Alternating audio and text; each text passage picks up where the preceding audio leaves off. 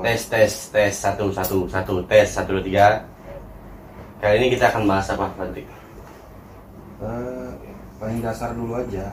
Patrik ngomong kecil banget, gedean dikit. Oke, baiklah. Nah itu Kan ada ini. biar kedengeran suaranya. Selamat sore. Udah ini. Udah. Lu taunya kecil dari mana? Feeling. Oke, selamat sore. Ini lagi di kos-kosannya Nak Hyundai, kita lagi mau ngobrol-ngobrol. Biasa sebelum pulang nih udah jamnya pulang ya, tapi sebelum bubar masing-masing ke rumah, kita sharing-sharing terkait sama kendala-kendala atau kekurangan-kekurangan dari tim sales, teman-teman sales. Jadi kita harus lebih banyak sharing supaya nanti berbagi pengalaman. Kalau ketemu pengalaman baru, ketemu sama customer, jadi tahu apa yang mau dibahas atau diomongin. Nah, di depan kita ini ada teman sales, dibilang lama belum, dibilang baru juga enggak. Tapi dia masih banyak kendala-kendala yang perlu dicari solusinya atau diberi masukan lebih dalam lagi tentang bagaimana berjualan Hyundai saat pameran atau saat Kayak lagu ya Pak. Bagaimana kalau aku tidak jualan. ya, karena setiap dealer ya nggak cuma di otomotif, semua marketing itu pasti punya target. Kalau nggak capai target itu pasti kita ada punishmentnya. Paling parah ya pasti pemberitaan kerja. Kita pasti nggak capai target ya dipecat gitu loh. Nah, Tapi kalau menurut gua nih Pak, kalau orang yang baru lulus sekolah dan baru merambah dunia sales, itu kan kalau dia memilih Hyundai itu menurut gua tantangan besar. ya memang Tantangan besar. memang 2014 saya lulus Pak, saya langsung ke Hyundai Pak. apalagi waktu 2014. Santa Fe masih belum touchscreen Pak. Lihat, Nah, itu dia. semuanya nggak seperti sekarang lah. Masalahnya otomatis lebih berat. Nah, justru itu karena Hyundai yang sekarang jauh berbeda, apalagi setiap tim sales itu pasti diberi training baik dari internal ataupun dari HMID, dari pusat. Tapi kita juga dari dealer sendiri atau dari tim sendiri nih, tim di dalam dealer juga ya mungkin adain sharing seperti ini atau role play biar saling berbagi informasi ada apa sih kendala di lapangan. Nah, salah satunya nih ya depan kita nih Bang Tio, si Radit ini masih perlu banyak dikasih masukan.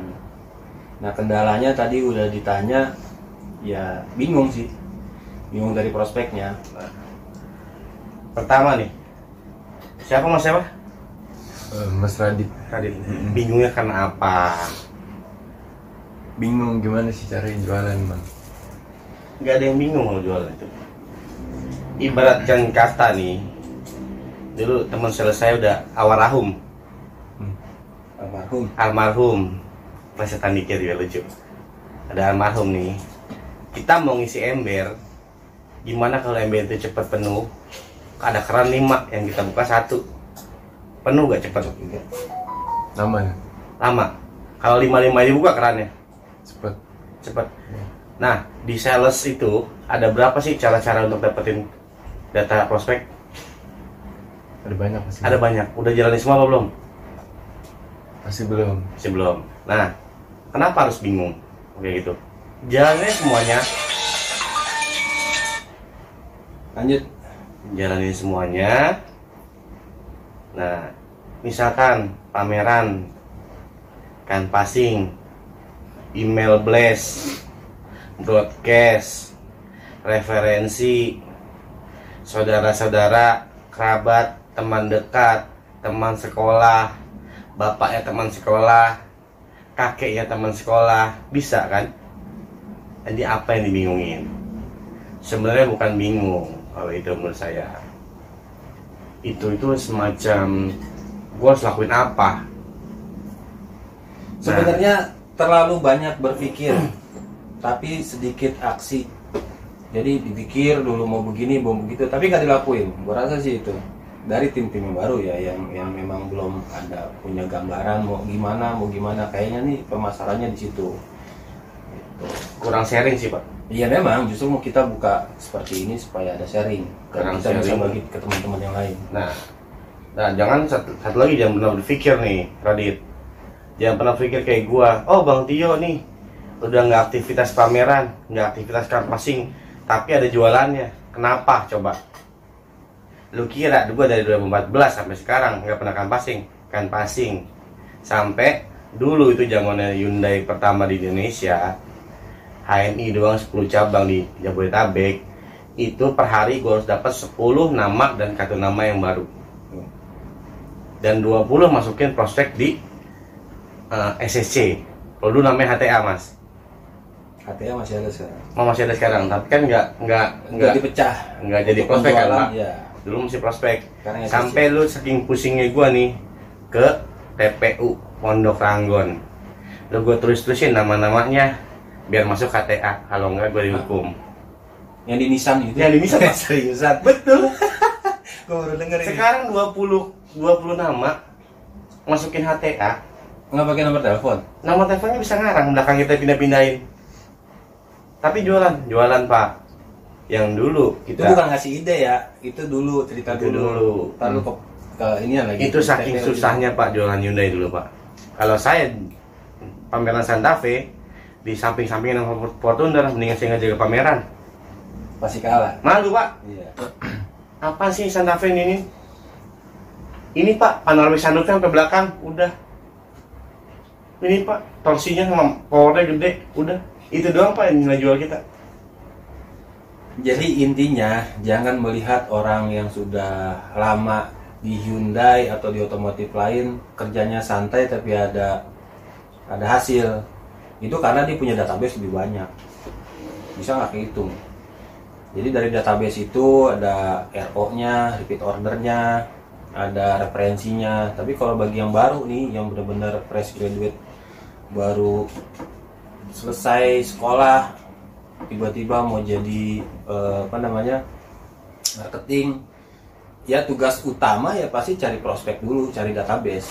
Makanya harus rajin-rajin dulu canvassing, harus rajin pameran, jangan duduk-duduk aja. Itu harus dilakuin. Karena uniknya customer Hyundai itu dia nggak beli saat itu juga. Ada customer yang 1:10 lah yang langsung beli kita on the spot pameran. Saya pernah customer dari 2016 baru beli 2022. Tuh, berapa tahun itu? Berapa tahun? 7 tahun. Hitung. 7 tahun. 7 tahun Pak. Baru beli Pak. Dan dia, Mas masih di Hyundai? Masih. Yang penting camkan nama kita di kontaknya dia, Radit Hyundai. Yang musen-musen seminggu sekali lo follow up dia. Halo, misalkan Pak Freddy, apa kabar Pak? Masih save nomor Radit ya Pak ya? Radit masih di Hyundai. Nah itu salah satu contoh follow up. Karena orang mikir follow up itu ngasih promo-promo, kasih updatean apapun itu, atau langsung nawarin terus. Jangan. Follow up itu ya kita kasih tahu aja kalau kita eksis mas ini. Kita masih di otomotif, apalagi kita masih di Hyundai. Nah itu kita sounding terus. Pak sorry nih Pak, ini kayak kita kayak di kali ospek dia nih Pak. Nggak apa-apa, kita sekalian ospek aja. Dia nggak ada pertanyaan sama sekali Pak, misalnya Pak. Malah dia kepenuhan malah meledak. Nggak apa-apa, dia dengerin dulu, Dengerin diolah dulu, baru nanti dia tanya. Ya kan? Gimana sih cara pendekatan customer Hyundai menurut Radit? Gimana Bang? Gimana cara pendekatan customer Hyundai? Ini ceritanya baru ketemu atau gimana nih Pak, biar dia nggak bingung nih. Baru ketemu aja, Ceritanya lagi di pameran gitu. lagi di pameran, besoknya dia enak tuh orang kita tuh. Oh, yang pernah saya alamin aja kali Oke. ini. Nah, alamin kayak gimana? Biasanya sih kayak gini, saya kan pameran, ya kan. Terus antara saya narik customer, kalau nggak customer datang kan, itu biasanya ngobrol, udah enak nih, udah kayak customer udah mulai janji-janji nih. Tapi pada saat itu belum bisa kita explore terlalu jauh. Pokoknya pada saat itu dia tertarik, bilang udah janji, besoknya hilang. Biasanya kayak gitu. Nah, saya tambahin mas, kalau kayak gitu ya kan, tambahin topik pembicaraan lagi. Entah hobinya bapak apa, anak bapak ada berapa, pekerjaan bapak gimana. Kita jadi sales itu mengalir. Sorry nggak bisa ngomong R, itu tapi bisa, tapi contoh mengalir pak. Mengalirnya itu kita ikutin nih pak, dia ke sana kita ke sana, dia ke sini. Tapi kalau udah SPK dia harus ngikutin kita. Intinya sama customer nih, calon customer, kita nggak cuma jual yang produk kita aja, tapi kita menjalin hubungan. Hyundai itu nggak selalu begitu ketemu langsung pesen, jarang. Dari pameran pun sekitar paling 80% itu nggak langsung beli, bahkan 90-an lah, 90% nggak langsung beli, 10%-nya bisa on the spot, dia langsung pesan di situ. Nah, kita kedepannya itu ya kalau memang dia responnya seperti itu ya kita jalin hubungan aja. Bener kata Mas Tio tadi, mulai gali kebutuhannya sebenarnya gimana, gali kebutuhan dia sebenarnya itu mobil buat siapa sih gitu loh, butuhnya berapa penumpang sih, gali kebutuhan juga, hobi ditanya, mungkin satu hobi atau mungkin satu daerah, tinggal di mana, asal di mana. Dan kalau saya nih pak, nggak satu hobi nih pak, saya satu-satuin hobinya. Apa tuh? Biar kita nyambung hobinya. Iya. Biarpun kita nggak hobi mancing, kita hobi mancing. Iya. Ya kalau memang ada dia hobi mancing ya kita pelajarin mancing biar nyambung. Ya itulah sales. Jadi kita bisa jadi punya banyak peran gitu loh supaya customer juga nyaman. Kalau kita udah punya hubungan, kalau kita udah punya frekuensinya sama lah sama customer, nextnya dia butuh pasti yang di telepon ya salesnya. Dia udah nggak jajan-jajan lagi lah, pasti pertama kali ditanya yang pernah ketemu dulu. Itu kan nggak selalu ada pameran dan dia nggak selalu datang ke tempat pameran gitu. Dia pasti cari info dari yang dikontak teleponnya dulu. Kalau kita udah punya hubungan komunikasi yang baik lah sama dia gitu.